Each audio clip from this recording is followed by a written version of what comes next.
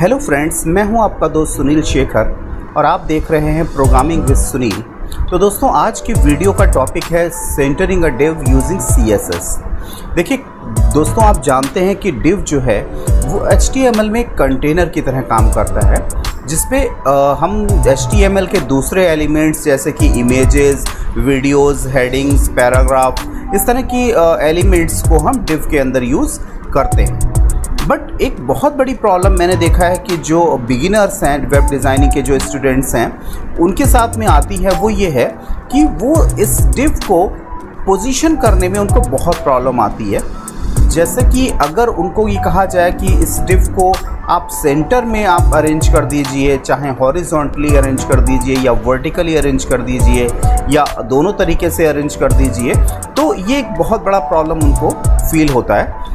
तो आज के इस वीडियो में हम जानेंगे कि कैसे किसी एक डिव को आप आसानी से हॉरिजॉन्टली, वर्टिकली या बोथ हॉरिजॉन्टली वर्टिकली आप अरेंज कर सकते हैं। तो इसके लिए हम देखते हैं, सबसे पहले जो हम देखेंगे वो होगा कि हम कैसे किसी डिव को हॉरिजॉन्टली हम सेट कर सकते हैं। ठीक है, तो एक स्लाइड की हेल्प से हम समझते हैं कि कैसे आप किसी भी डिव को आसानी से आप हॉरिजॉन्टली सेट कर सकते हैं।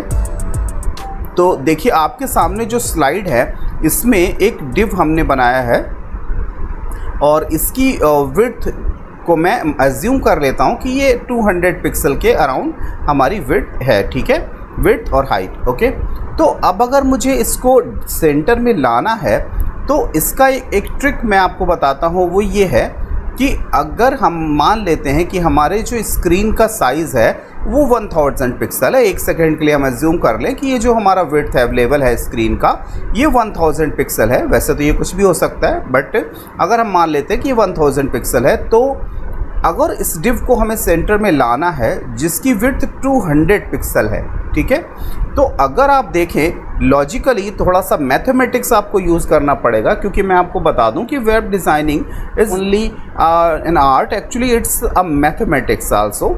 सो अगर आप देखें कि 1000 पिक्सल की विड्थ को अगर आप दो इक्वल पार्ट्स में डिवाइड करें, ठीक है, और उसमें से 200 पिक्सल जो कि हमारी डिव की हमारे विड्थ है उसको अगर हम माइनस कर दें तो हमें 800 पिक्सल मिल जाएगा।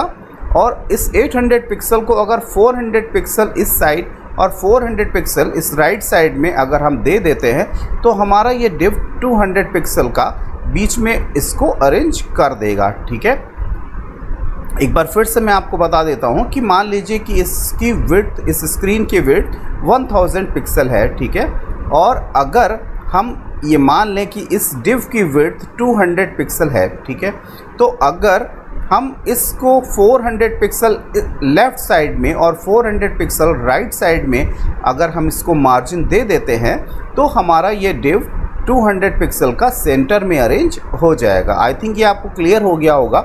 लेकिन अब एक क्वेश्चन ये होता है कि आखिर हमें कैसे पता चलेगा कि स्क्रीन का साइज़ क्या है। तो इसकी हमें ज़रूरत नहीं है पता करने की। इसके लिए हम क्या करेंगे कि हम जो लेफ़्ट मार्जिन और राइट मार्जिन को हम खुद सेट नहीं करेंगे, बल्कि हम इसे ब्राउज़र को सेट करने के लिए कहेंगे। अब हम कैसे ब्राउज़र से सेट करने के लिए कहेंगे वो मैं आपको कोडिंग की हेल्प से समझाता हूँ। तो हम सीधे चलते हैं हमारे VS कोड में और समझने की कोशिश करते हैं कि कैसे कोडिंग में आप इसको कर सकते हैं। तो एक फ़ाइल मैंने आपके लिए एक न्यू बना दी है जिसका नाम है sun10.html और इसमें हम अपना बॉयलर प्लेट कोड इंसर्ट कर लेते हैं। ठीक है, तो ये बॉयलर प्लेट कोड हमने इंसर्ट कर लिया है और इसमें सबसे पहले हमको जो बनाना है वो है एक डिव, जिसको कि हमें हॉरिजॉन्टली सेंटर करना है। ओके, तो इसमें हम सबसे पहले इसका नाम रख देते हैं div1।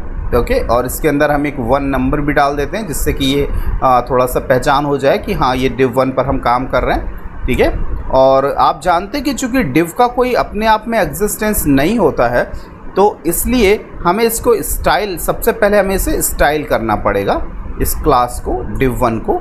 और सबसे पहले हम दे देते हैं इसको विड्थ जो कि मैंने आपको बताया कि 200 पिक्सल कुछ भी हो सकता है, और एक हाइट हम स्पेसिफाई कर देते हैं 200 पिक्सल की, ठीक है। और एक बैकग्राउंड कलर मैं इसको दे देता हूं जिससे कि आपको ये ईज़िली स्क्रीन पर विजिबल रहे, ठीक है।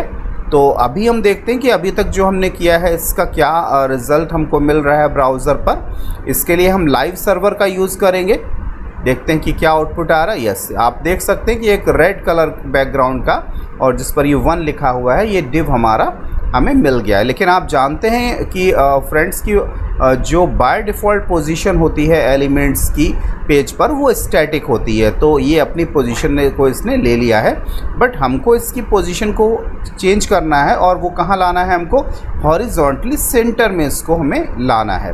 तो इसके लिए हम क्या कर सकते हैं, एक बहुत ही आसान सी चीज़ मैं आपको बताऊंगा, जो कि आपको, जिससे मैंने अभी लॉजिकली आपको स्लाइड की हेल्प से एक्सप्लेन किया था, तो अब कोडिंग की हेल्प से मैं उसको बताऊंगा आपको बहुत सिंपली एक काम करना है कि आपको इस डिव की जो लेफ़्ट मार्जिन है उसको ऑटो कर देना है, और जो इसकी राइट मार्जिन है उसको भी इस ऑटो कर देना है, ठीक है। तो लेफ़्ट और राइट मार्जिन दोनों को ऑटो करने से क्या होगा कि जो भी अवेलेबल स्क्रीन की जो विड्थ है उसको ये 2 इक्वल पार्ट्स में डिवाइड कर देगा, ठीक है।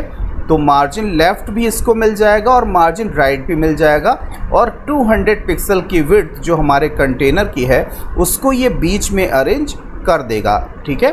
तो आई होप आपको समझ में आ गया होगा। ये बहुत ही आसान एक लाइन की कोडिंग है जिससे कि आप इस डिव को सेंटर कर सकते हैं। और ये बहुत बड़ी चीज़ है कि मैंने देखा है कि बहुत सारे इंटरव्यूज़ में इस तरह की चीज़ों को पूछा जाता है, और बहुत सारे इंटरव्यूज़ में मैंने देखा है कि डिव को सेंटरिंग किया जाने का क्वेश्चन कई बार पूछा गया है। तो आप लोग इसकी प्रैक्टिस ज़रूर कर लें, जिससे कि इंटरव्यू में जाने से पहले, जिससे कि आप लोग इंटरव्यूअर को सेटिस्फाई कर सके, ठीक है। और इसके बाद जो है वो मैं आपको बताऊंगा कि अच्छा, इसका मैं आपको ब्राउज़र कंपेयर आउटपुट आपको दिखा देता हूं कि कैसे हुआ है वो। ये देखिए हमारा जो ब्राउज़र पर जो आउटपुट है वो हमें इस तरीके का मिल रहा है। इसका मतलब है कि हमारा जो डिव है वो हॉरिजॉन्टली सेंटर हो चुका है, ठीक है। तो अब जो नेक्स्ट जो हमारा काम है वो है कि इस डिव को हम हॉरिजॉन्टली नहीं बल्कि वर्टिकली सेंटर करेंगे। अगर आपको इस कोडिंग को आपको नोट करना है तो आप कुछ 1 मिनट के लिए इस वीडियो को पॉज कर सकते हैं, और पॉज करके आप इस कोडिंग को नोट कर सकते हैं, या आप पिक्चर क्लिक कर सकते हैं, या स्क्रीनशॉट ले सकते हैं, ठीक है। उसके बाद में मैं आपको इस डिव को वर्टिकली सेंटर करेंगे हम इसको। तो वर्टिकली सेंटर करने के लिए आपको क्या करना होगा कि मैं इस मार्जिन लेफ़्ट और मार्जिन राइट को मैं हटा देता हूँ, ठीक है। और अब मुझे क्या करना है कि मुझे इसको लेफ़्ट, इसकी टॉप पोजीशन का यूज़ मुझे करना है, और मैं इसे टॉप से पोजीशन दे देता हूँ 50%, ठीक है। और इसके साथ में एक और प्रॉपर्टी हमें यूज़ करनी पड़ेगी, वो है ट्रांसफॉर्म, ओके, और उसमें ट्रांसलेट, राइट। और इसको मुझे देना पड़ेगा 0,50%, 0,-50%, राइट। तो इस तरीके से हमने देखिए 2 प्रॉपर्टीज़ का भी यूज़ किया है, टॉप 50% और ट्रांसफॉर्म ट्रांसलेट 0,50%, ठीक है। और एक और प्रॉपर्टी हमें इसके लिए यूज़ करनी पड़ेगी, वो होगी इसकी पोजीशन, ठीक है। वो पोजीशन हमें क्या देनी होगी, वो पोजीशन हमें देनी होगी एब्सोल्यूट, क्योंकि एब्सोल्यूट पोजीशन का मतलब होता है कि एलिमेंट जो है अपने आप में इंडिपेंडेंट हो जाता है, वो हमारे जो डॉक्यूमेंट है, जो हमारा बॉडी है, उसके अकॉर्डिंग अपने आप को सेट नहीं करता है। तो इसके लिए एब्सोल्यूट पोजीशन हम इस एलिमेंट को दे देते हैं, और इसको देखते हैं कि क्या आउटपुट हमें अभी मिल रहा है। ये देखिए, तो इस तरीके से देखिए हमारा जो डिव है ये वर्टिकली सेंटर हो गया है, वर्टिकल सेंटर पोजीशन में ये आ चुका है। अब ये ऐसा क्यों हो रहा है, ज़रा इसको कोडिंग से समझने की कोशिश करते हैं कि ऐसा कैसे हो पा रहा है।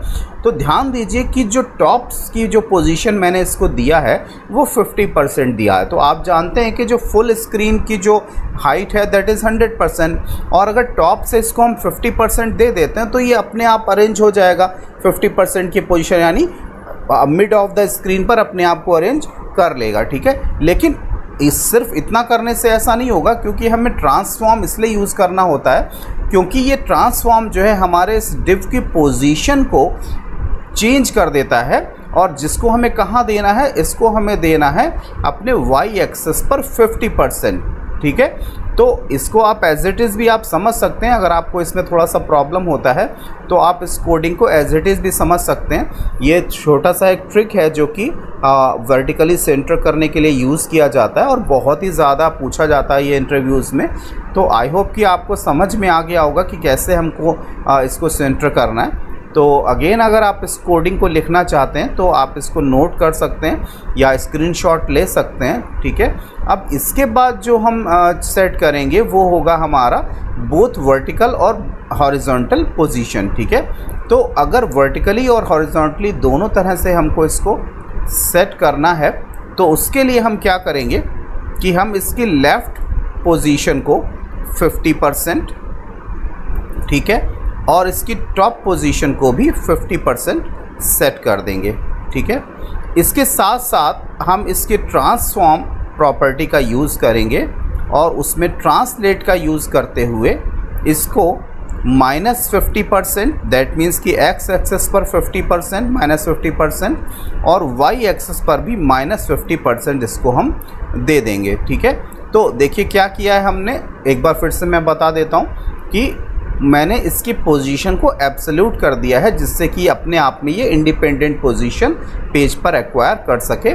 उसके साथ ही साथ मैंने इसको लेफ़्ट साइड से 50%, लेफ़्ट पोजीशन 50% और टॉप पोजीशन 50% कर दिया। तो कुछ भी देखिए, कुछ भी आपको ऐसा मेमोराइज़ करने की ज़रूरत नहीं होती है, आप सिर्फ समझ लीजिए कि कैसे हमने ये काम किया है। क्योंकि हमको लेफ़्ट साइड से 50% का मतलब आप समझ गए होंगे कि विड्थ, चूँकि जो स्क्रीन की विड्थ है वो हमारे 100% होती है, ठीक है। तो अगर 50% हम लेफ़्ट साइड से देते तो डेफिनेटली वो अपने आप को हॉरिजॉन्टली मिड पोजीशन पर ले आएगा, ठीक है। और इसी के साथ अगर टॉप से भी हम 50% इसको दे देते हैं तो आप समझ लें कि ये टॉप से भी, चूँकि 100% हाइट होती है, तो ये टॉप से भी अपने आप को मिड पोजीशन पर ले आएगा। लेकिन इसकी पोजीशन को चेंज करने के लिए हमें ट्रांसफॉर्म प्रॉपर्टी का यूज़ करना बहुत ज़रूरी है। तो इसको भी आप एज इट इज़ यूज़ कर लीजिए, ठीक है। और आई होप आपको समझ में आ गया होगा। मैं आपको दिखाता हूँ कि क्या अभी पोजीशन आ रही है पेज पर हमारे डिव की। तो इसके लिए मैं आपको दिखाता हूँ ब्राउज़र पे। यस, ये देखिए आपके सामने ये जो हमारा डिव है, ये देखिए वर्टिकली सेंटर भी हो चुका है और हॉरिजॉन्टली सेंटर भी हो चुका है। कितनी आसानी से हमने इसको हॉरिजॉन्टली सेंटर कर दिया और वर्टिकली सेंटर कर दिया। उसके बाद में इसको हॉरिजॉन्टली और वर्टिकली दोनों तरीके से सेंटर करके दिखाया मैंने आपको। तो आप देखिए कि ये कोडिंग बहुत ही ज़्यादा आसान है और थोड़ा सा ट्रिकी है। आप इसको समझ लीजिए खूब अच्छी तरीके से। और अगर आपको इसमें कोई भी प्रॉब्लम उसके बाद भी आती है तो आप मुझे कमेंट करके बता सकते हैं और मैं डेफ़िनेटली प्रॉब्लम सॉल्व करने की आपकी कोशिश करूँगा, ठीक है। और अगर आपको ये वीडियो पसंद आता है तो इसको अपने फ्रेंड्स के साथ में शेयर ज़रूर करिएगा। ओके, देन अभी के लिए इतना ही और आगे मिलते हैं किसी अगले नेक्स्ट वीडियोज़ में, ठीक है। और गुड नाइट।